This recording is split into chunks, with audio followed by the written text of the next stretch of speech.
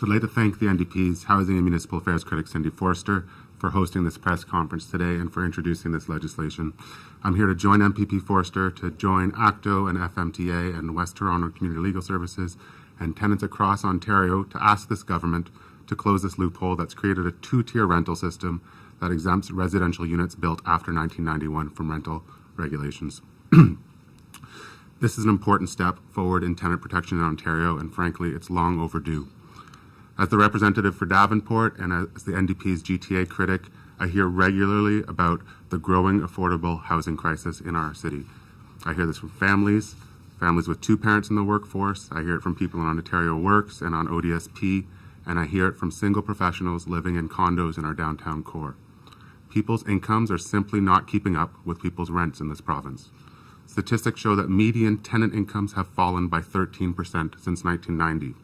And 45% of Ontario tenant households are extremely vulnerable. They're paying more than 30% of their household income on shelter costs. Last month, I had a meeting with constituents who live in newer rental units. These are units that were built after 1991, and these folks have no rental control, and they're now paying the price for this gaping loophole in our tenant protection laws. I want to share a few of their stories here today briefly. So Adam considered himself and his partner model tenants. But this year, Adam and his partner were surprised to learn that they faced 12% rental increase that upped their rent from $1,250 to $1,400 each month. This is almost 5 times the allowable amount for residential units built before 1991.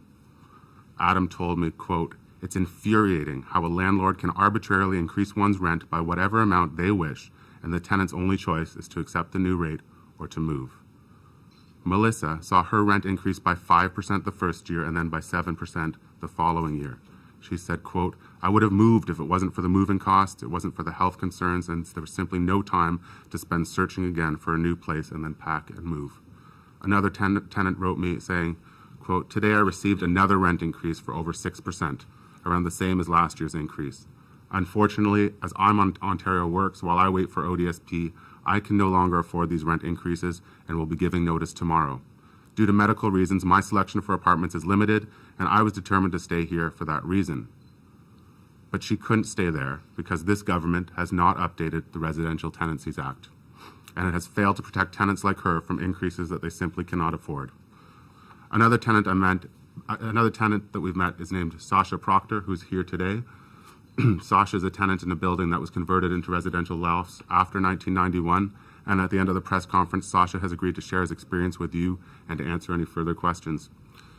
I want to make it clear that these stories are not unique. Hundreds of tenants in my riding and tens of thousands of people across Ontario are in the exact same situation with no rent control. They're left vulnerable to arbitrary rental increases. They face rent increases that simply are unaffordable.